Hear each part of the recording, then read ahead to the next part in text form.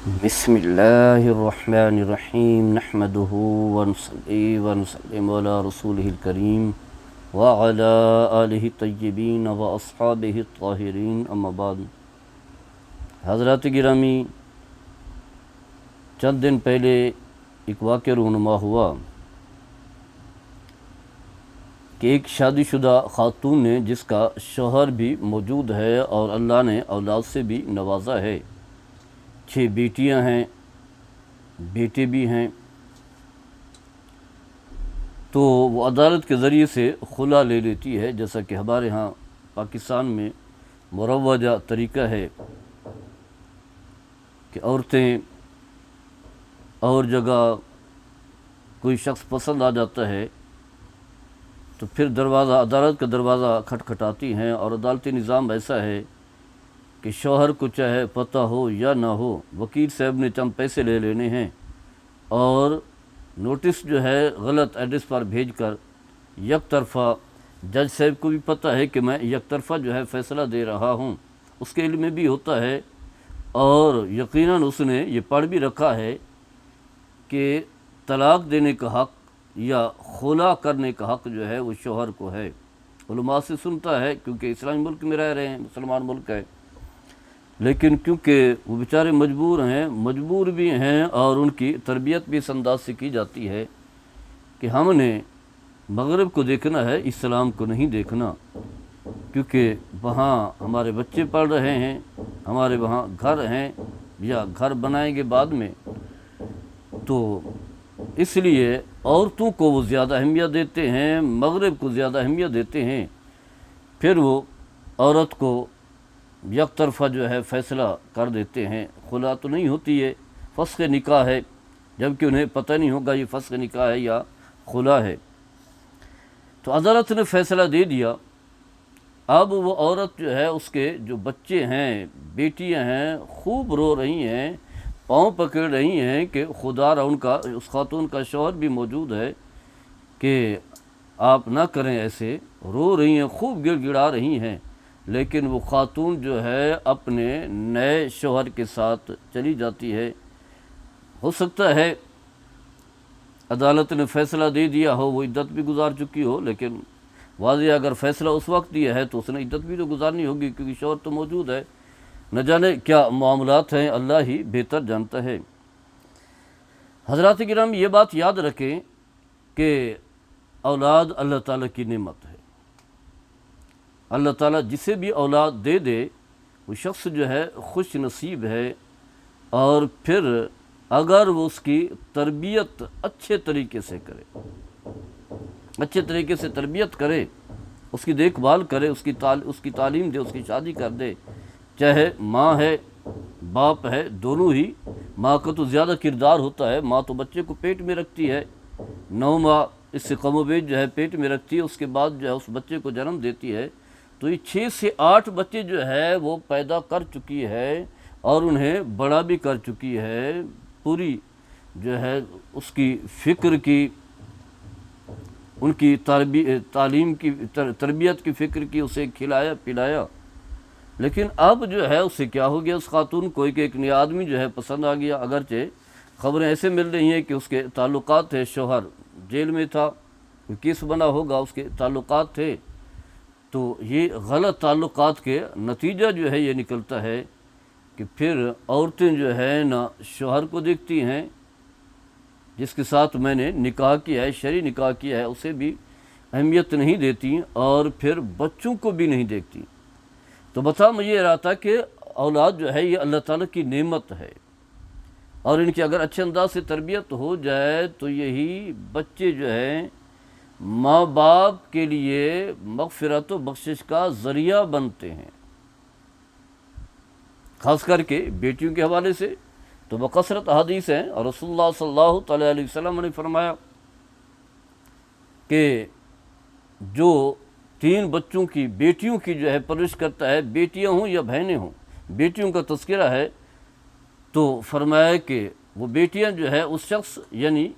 تربیت کرنے والا، شادی کرنے والا، انہیں تعلیم دینے والا، ان کی نشو و نما کرنے والا، اور دوزخ کے درمیان جو ہے وہ آڑ بن جاتی ہیں۔ کہیں فرمایا کہ اگر 2 بھی ہوں،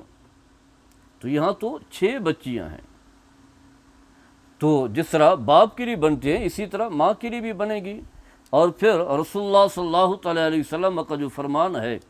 کہ جب انسان اس دنیا سے چلا جاتا ہے تو اعمال کا سلسلہ منقطع ہو جاتا ہے، لیکن 3 اعمال ایسے ہیں جس کا فائدہ اسے قبر میں بھی پہنچتا رہتا ہے۔ ان میں سے ایک صدقہ جاریہ ہے، مسجد بنوائی، مدرسہ ہے، فلاحی ادارہ ہے، اور دوسرا فرمایا کہ جو علم دین کی تعلیم دے کر کے گیا ہے، اور تیسرا فرمایا اولاد صالح، نیک اولاد چھوڑ کر کے گیا، وہ اولاد جو اس کے حق میں دعا کرتی رہی۔ تو اولاد دعائیں کرتی ہے، نماز پڑھ رہی ہے تو یہی کہتی ہے ربنا اغفر لی ولوالدی، اے ہمارے رب تو ہماری بھی مغفرت فرما رہے، ہمارے ماں باپ کی بھی مغفرت فرما۔ اور پھر یہ تو شوہر موجود ہے اور عدالتی طلاق اس نے لی ہے، وہ عورت جس کا شوہر فوت ہو جائے اور وہ آگے شادی نہ کرے، ان بچوں کی، یتیم بچوں کی تربیت کے لیے، اس کے لیے اللہ تعالیٰ کے ہاں جو اجر و ثواب ہے، جو اعزاز ہے، وہ انسان اس کا تصور بھی نہیں کر سکتا۔ جیسا کہ حدیث پاک میں آتا ہے، حضرت عوف بن مالک اشجعی اور رضی اللہ تعالیٰ عنہ اس حدیث کے راوی ہیں، فرماتے ہیں کہ رسول اللہ صلی اللہ تعالیٰ علیہ وسلم نے فرمایا انا وامرأۃ صفا الخدین کہاتین یوم القیامت، فرمایا کہ میں اور محنت کے باعث، محنت کرنے والی، محنت اور تکلیف اٹھانے والی، محنت کے باعث متغیر رخسالوں والی، یعنی جس کے چہرے کا رنگ ہی متغیر ہو گئے، محنت کی ہے، بچوں کو پالنے کے لیے مزدوری کی ہے، کام کیے ہیں، تو فرمایا میں اور وہ دونوں، نبی کریم صلی اللہ علیہ وسلم نے جو ہے آپ نے فرمایا قیامت کے دن ان 2 انگلیوں کی طرح ہوں گے، ان 2 انگلیوں کی طرح ہوں گے۔ یعنی راوی کہتے ہیں، جو اس حدیث کے راوی ہیں یزید بن زرائع، فرماتے ہیں کہ درمیانی اور شہادت والی انگلی کی طرف دونوں ہاتھ کے ساتھ اشارہ کیا، یعنی آپ نے یہ بتایا کہ امرأۃ آمت من زوجہا ذات نصب و جمال حبست نفسها علی ایتامہا حتی بانو او ماتو، فرمایا کہ آپ نے